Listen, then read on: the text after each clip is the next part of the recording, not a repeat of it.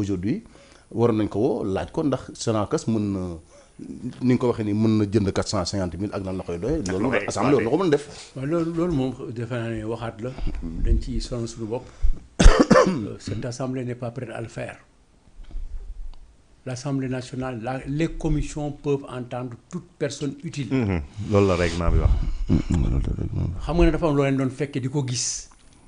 xëy na ma neesoon na ko xeeb ci boobu jamono. dëgg la. directeur bu ñu woo. du port. Oui. de la Sonacos. il est passé là-bas.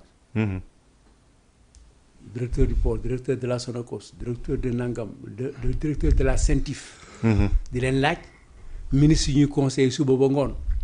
question à un ministre audition d'un ministre. loolu mooy contrôle. oui.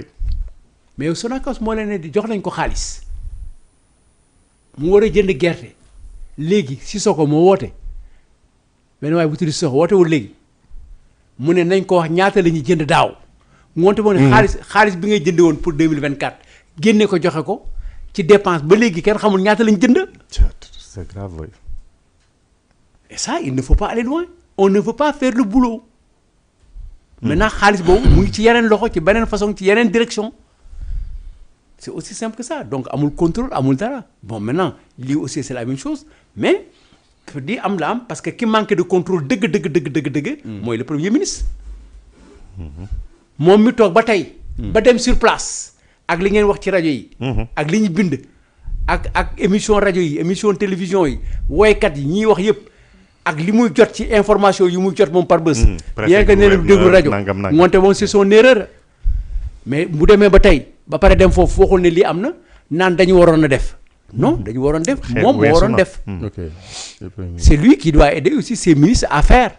ok ouais. Donc defuñu ko alors on est dans cette situation là mais gerte gi nii duñ ci génn alors li ngay wax nii xam nga problème yu bari réglé nañ ko problème yi ngay wax nii. la loi 2004 réglé na ko bu yàgg. La loi agro-sylvo-pastorale. waaw dafa traiter ay objectifs pour une sortie progressive de l'État dans le système agricole et y aurait les grandes installations et regarder comment les assister. moo tax ñu du bari mais le problème de la tomate réglé woon na. le problème de la pomme de terre réglé na.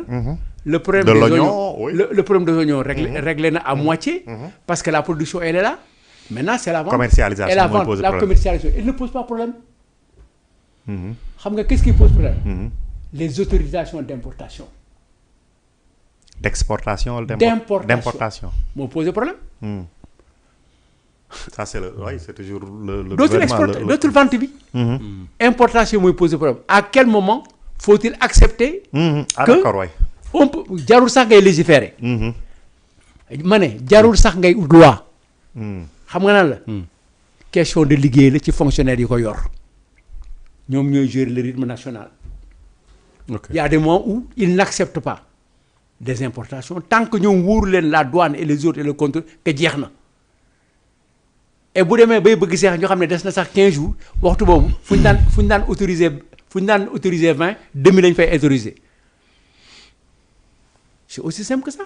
si tu n'importes pas. mais est-ce que nga baal ma est-ce que par exemple les recettes douanières yi nga xamante ne ñoom daf koy générer importation yooyu est-ce que loolu état mën na am nu mu ko compenser est-ce que du dañ ko soxla bu teew. mais moo leen gënal une politique mais yaa ngi koy compenser ci li nga jënd. oui. te li nga jënd au fait yaa ngi fay effort paysan bu nekk Hollande wala kooku ngay fay. bien sûr dëgg la moom. moom ngay fay. dëgg la oui. par contre bu fekkee ne da nga fay fii. en un certain moment il faut choisir quand le kilo de pomme le kilo d'oignon doit coûter 300 francs importé. et que fii coût de revient bi nekk 375 wala 320 jar na nga wax gars yi ñu fay ñu jëndee 290 wala 280 nga subventionné. 20 francs par kilo. oui. une bonne politique. et tu laisses. ñoom seen effort xaalis bi fi lay des. ok donc xaalis bi génn à l'extérieur moo lu bari.